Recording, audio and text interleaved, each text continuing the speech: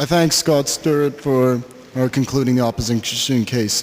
The first speaker of each team will now conduct a 4-minute reply speech to summarize the debate, starting with the opposition.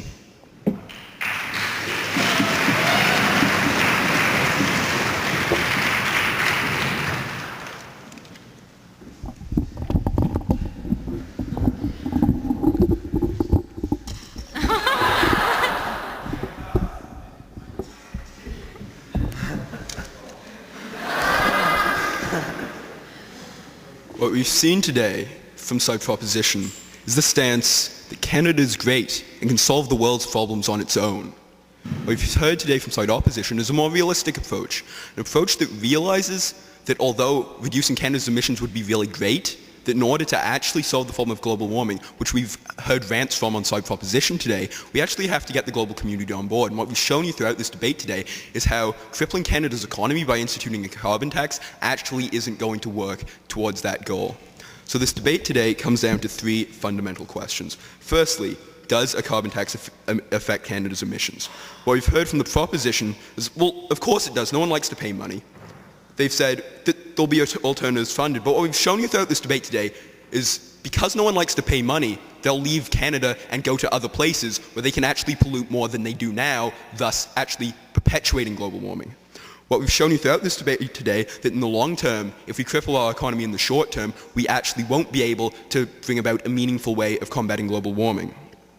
What we've shown you throughout the debate today is because of the monopolization in many sectors of the Canadian economy, such as in fact power production, which is one of the biggest contributors to greenhouse gases, monopolization means that the cost will just be passed on to the consumer, and in fact the business has no incentive to pursue alternative energy. The second question is whether or not this plan actually helps global warming. They've told you that we'll lead the world, and that'll be really nice because it's something. What we've told you, in fact, is that the rest of the world won't follow Canada's example because our economy will suffer because of our efforts to implement a carbon tax. What we've told you today is because of carbon leaking and other businesses going to places where they can actually pollute more than they do now and contribute more to global warming than they do now will actually be making global warming worse. What we've shown you today is because of this outflow of Canadian industry, which will foster dependency on low environmental standards in developing natures, as we see in China, as we see in India, in fact, these countries are not going to be willing to move towards the global solution, which is the one thing that could save us from global warming. What we've shown you throughout this debate today is that because we only contribute 2.1% of the emissions, even if we were to cut this completely, which the plan, which is faulty from side proposition today, certainly would not do, we wouldn't actually have the power to solve global warming on our own. The third question is whether or not this actually hurts the Canadian economy. They've pretty much conceded this, but have stood on the premise that we can actually be a leader in green technology and that in the long term things will be just fine. What I've shown you today is that the long term is impossible without focus on the short term, without economic strength in the short term, just as we've seen in Denmark.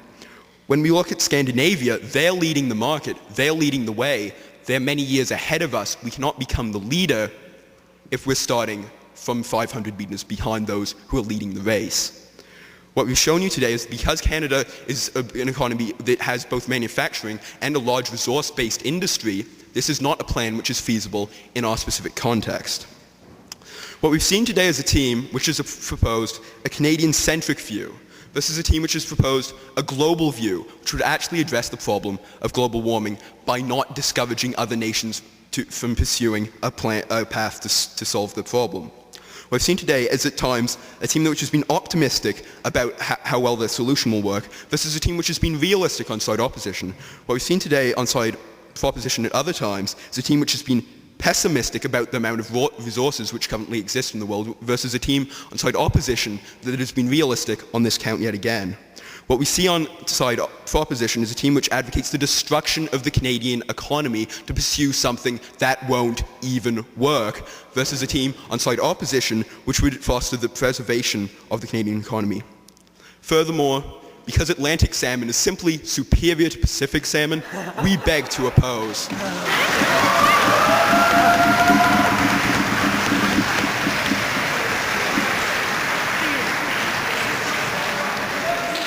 I thank Mr. Lewis for concluding the opposition side of the debate. I now call upon Mr. Husband to give final thoughts on the debate.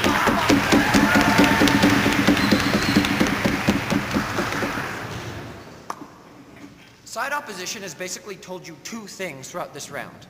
They've told you that it's too early because a solution hasn't been found yet. They've also told you that it's too late because everyone else has started first. We'd say that these are two highly incompatible ideas that side opposition has put forth. Because ultimately what we've seen is from the proposition aside, we've seen on the proposition a side that's never going to give the environment up. We've seen on the opposition a side that's going to let the environment down. And so ultimately, what we need to do when looking at how these two teams answer is look at how these two teams answered three big issues that came up during the round. The first is, can Canada have an effect? The second is, what is the impact on Canada's economy? And the third is, how can governments best involve themselves in the economy to promote positive change? So, can Canada have an effect? Side opposition came before you and said, no, we're only 2%, we can't make a difference. And we'd say that when you're one of the top 10 emitters of carbon, that you are pretty important in being part of the problem.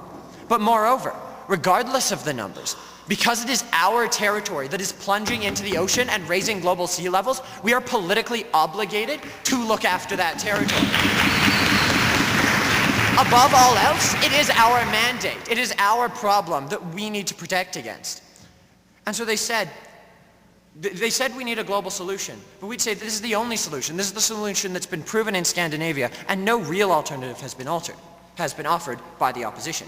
So what is the impact on Canada's economy? Well, side opposition has hung their hat on this idea. They said every other point was it's not going to do anything. This point was it's actually going to do bad, which is why we shouldn't do it. But all they've told you is that it will hurt them in the short term. Their entire point on why this is bad is short-term us versus them economics. And because others are already in this, it's too late for us anyway. Well, we'd say it's a contradiction because they said that most of the powers that have adopted it are too small to make a difference.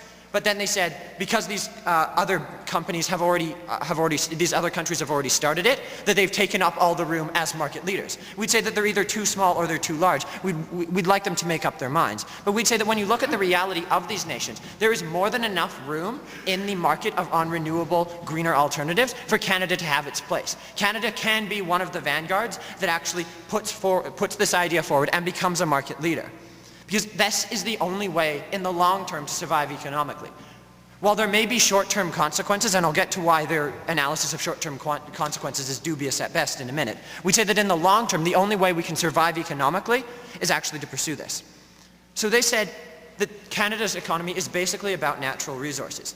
And, we don't want to damage that. But we'd say natural resources can be green. They can involve, even oil can involve things such as carbon sequestering.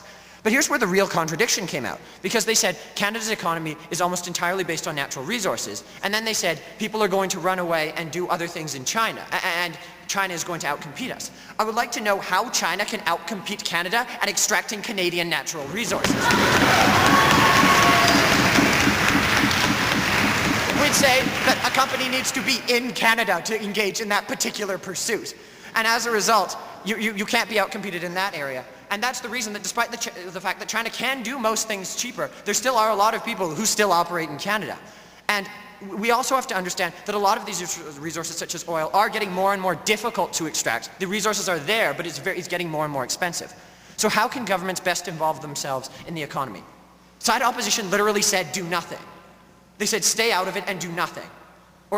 Do nothing and wait for a global solution. We'd have really liked to find out at some point during the round what this global solution is going to look like, because really, we're the only side that has a solution.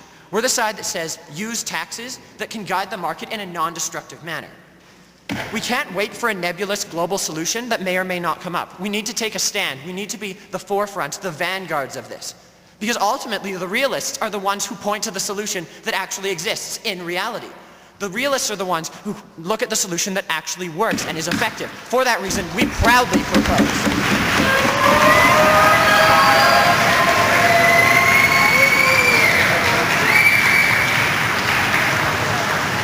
I thank Mr. Husband for concluding this debate. I congratulate both teams on making it to the finals and would ask the judges to please complete their ballots as soon as possible.